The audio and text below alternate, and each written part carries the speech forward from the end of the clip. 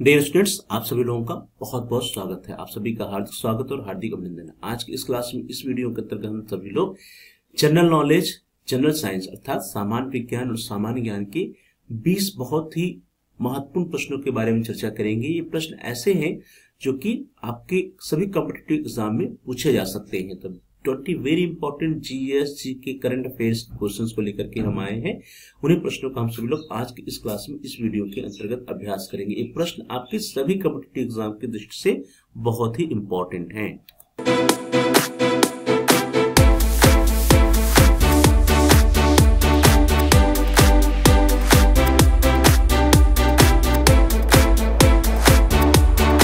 तो स्टार्ट करते हैं। पहला प्रश्न आपकी स्क्रीन पर है। Question number 1.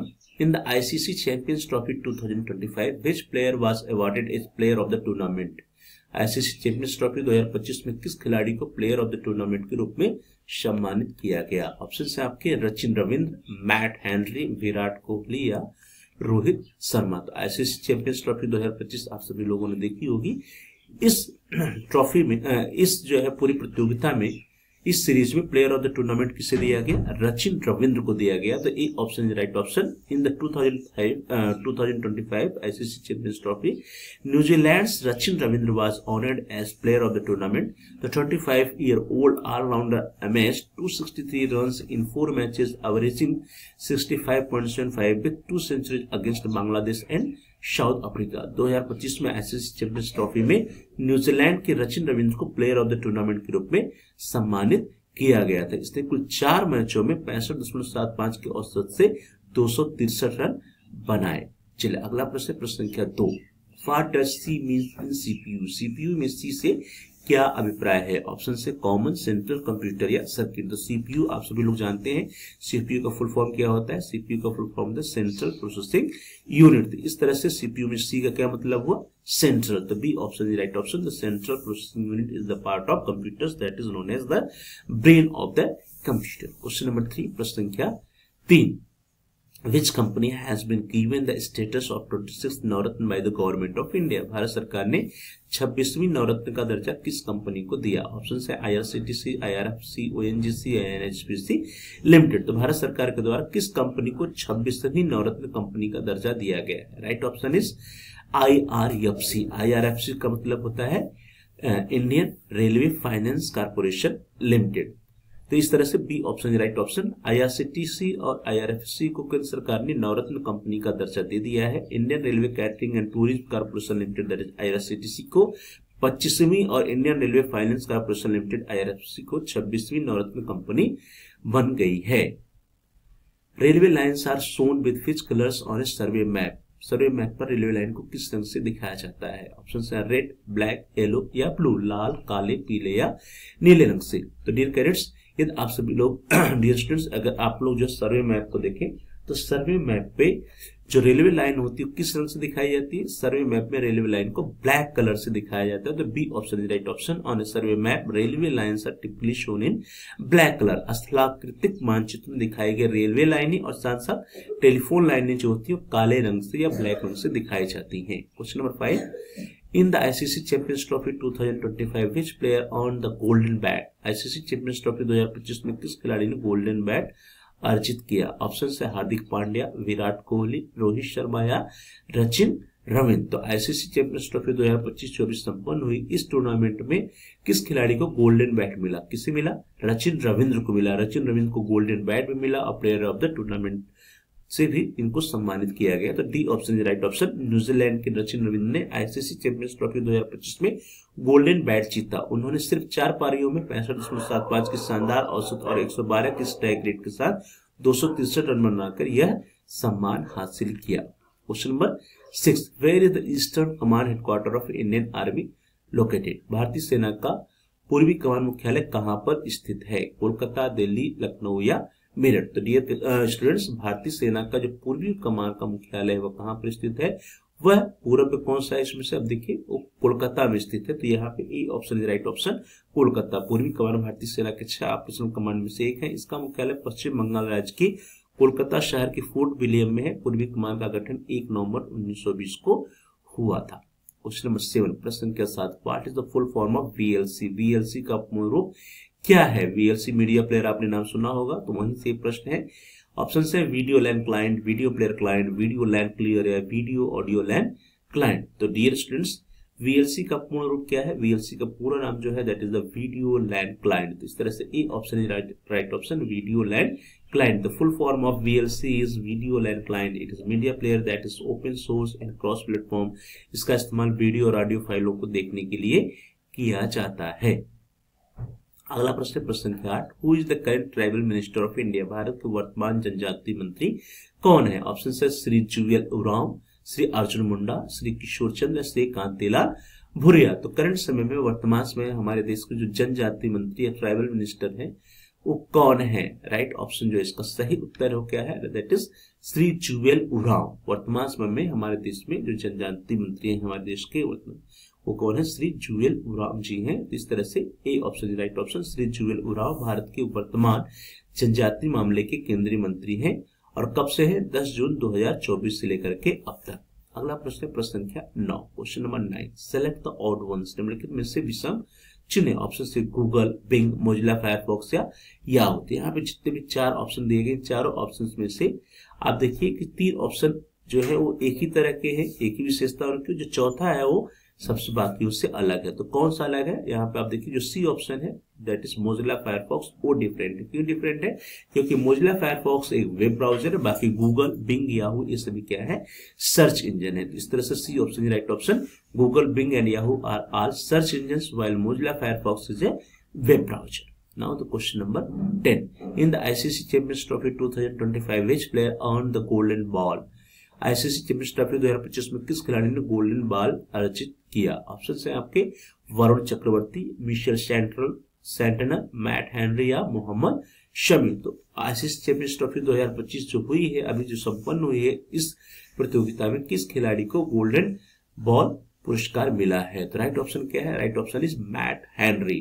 किससे मिला है? Matt Henry. C option right option, the golden ball award for the ICC Champions Trophy 2025 was owned by the Matt Henry from New Zealand. ICC Champions Trophy 2025 के लिए गोल्डन बॉल पुरस्कार New Zealand के Matt Henry ने जीता।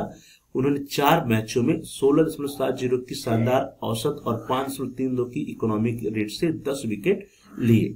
अगला प्रश्न है प्रश्न संख्या 11, gun powder in battle for the first time in India used by home. Bharat में पहली बार युद्ध में बारूद का प्रयोग किसके द्वारा किया गया? ऑप्शन है बाबर, ब्रिटिश या अंग्रेज के द्वारा, औरंगजेब के द्वारा या शेरशाह के द्वारा।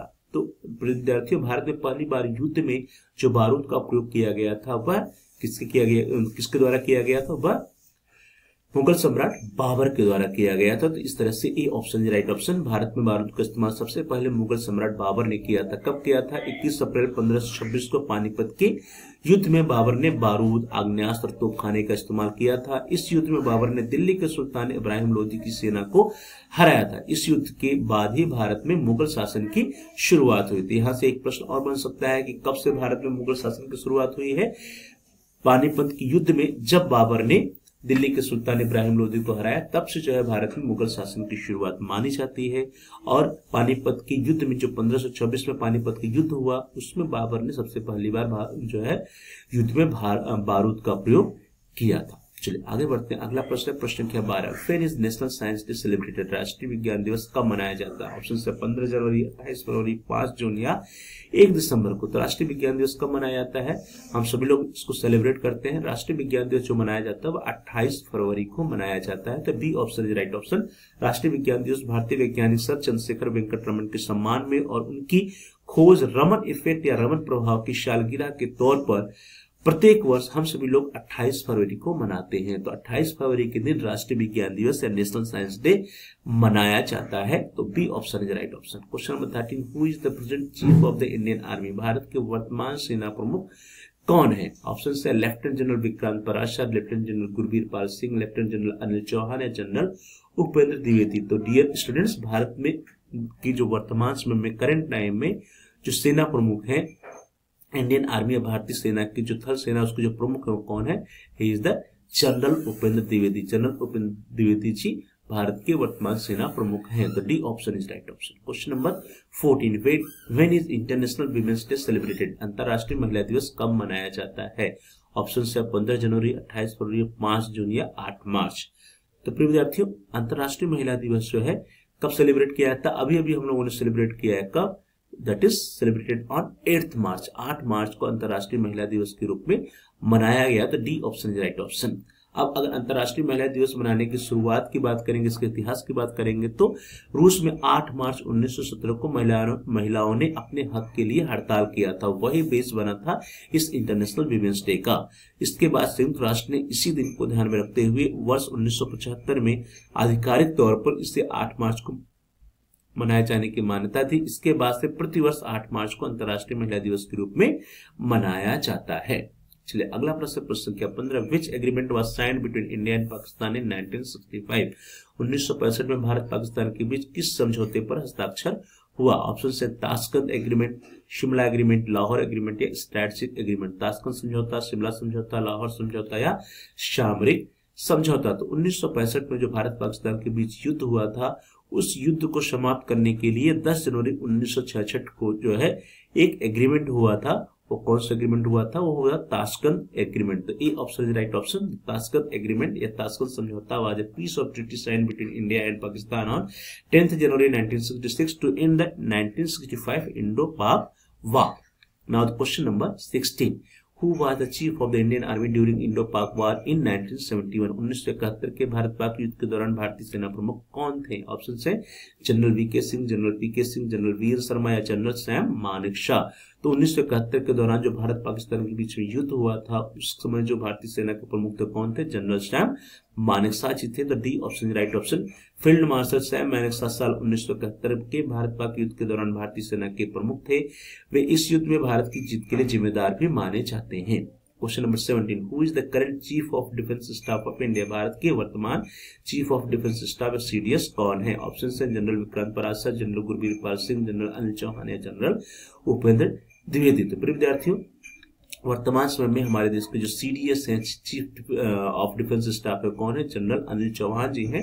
तो C option right option. General Anil Chauhan, जिनको कि PVSM, UISM, AVSM, SM, VSM भारतीय सेना के पुरस्कार मिल चुके हैं। वे भारतीय सेना के 4 सितारा जनरल हैं, जो 30 सितंबर 2022 से भारतीय सशस्त्र बलों के वर्तमान और दूसरे चीफ ऑफ डिफेंस स्टाफ है। इसके पहले जो है जनरल बिपिन रावत जी थे, जो कि भारतीय सेना के 4 सितारा जनरल थे। वे भारत के पहले सीडीएस थे। तो पहले सीडीएस कौन थे?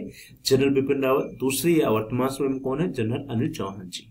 Question number 18। Who built Hawa Mahal? हवा महल का निर्माण किसने करवाया, किसने बनवाया था? अकबर, शाहजहां, महाराणा प्रताप या महाराजा सवाई प्रताप सिंह? तो प्रिय विद्यार्थियों, हवा महल का निर्माण किसके द्वारा कराया गया था? महाराणा सवाई प्रताप सिंह के द्वारा कराया गया था। तो D option is right option. हवा महल का निर्माण 1799 में जयपुर के कछवाहा शासक महाराजा सवाई प्रताप सिंह ने रॉयल सिटी पैलेस के विस्तार के रूप में बनाया था। Question number 19। The earth is divided into how many longitude? पृथ्वी को कितने देशांतरों में बांटा गया है? 90, 180, 270 या 360? तो विद्यार्थी यदि आप ग्लोब देखिए, ग्लोब में ऊपर से लेकर नीचे तक जो लाइन होती है वो देशांतर होती है। तो कुल कितने देशांतरों में डिवाइड कर सकते हैं हम सब लोग? 360, 360। तो D option is right option. The earth is divided into 360 degrees of longitude. पृथ्वी को कुल 360 देशांतरों या मेरिडियंस में बांटा गया है, जिन्हें उत्तरी ध्रुव से दक्षिणी ध्रुव तक खींची गई रेखाओं के रूप में कल्पना की जाती है। Question number 20। Who own the ICC champions trophy 2025? ICC champions trophy 2025 किस टीम ने जीती है? ऑप्शन है ऑस्ट्रेलिया, न्यूजीलैंड, भारत और दक्षिण अफ्रीका। तो इस तरह से हम सभी लोग जानते हैं कि आईसीसी चैंपियंस ट्रॉफी 2025 किसने जीती? हमारे देश भारत ने या इंडिया ने जीती। तो C option is right option. India ICC champions trophy 2025 final, India beat New Zealand by 4 wicket. साल 2025 की आईसीसी चैंपियंस ट्रॉफी का विजेता भारत बना है, जिसने कीवियों को या न्यूजीलैंड की टीम को 4 विकेट से हराया। तो इस तरह से हम सभी लोगों ने आज की इस क्लास में, इस वीडियो के अंतर्गत जो है 20 very important multiple choice questions जो कि रिलेटेड थे आपके जीके, जीएस और करंट अफेयर्स से, ऐसे प्रश्नों को हम लोगों ने चर्चा किया, अभ्यास किया। ये सभी प्रश्न जो है आपकी जो कॉम्पिटिटिव एग्जाम है, जो प्रतियोगी परीक्षाएं और परीक्षाओं की दृष्टि से बहुत ही महत्वपूर्ण है। इन सभी परीक्षाओं में कोई भी आप कॉम्पिटिटिव एग्जाम दीजिए, उन सभी कॉम्पिटिटिव एग्जाम में ये प्रश्न आ सकते हैं। तो आप सभी लोगों का बहुत बहुत धन्यवाद। Thanks for watching. Thanks to all of you. Please like, share and comment on the video. आप इस वीडियो को लाइक करिए, इस वीडियो को अधिक अधिक शेयर कीजिए, उस वीडियो पर आप कमेंट्स भी कर सकते हैं। साथ साथ अभी तक आपने चैनल को सब्सक्राइब नहीं किया तो कृपया चैनल को सब्सक्राइब कर लीजिए, और जहां पर सब्सक्राइब लिखा वहां पर एक बेल का आइकन, उसको प्रेस कीजिए। उसको प्रेस करने कुछ ऑप्शन आते हैं, उसमें से आप ऑल के ऑप्शन को सिलेक्ट कर लीजिए। So dear students, thanks to all of you.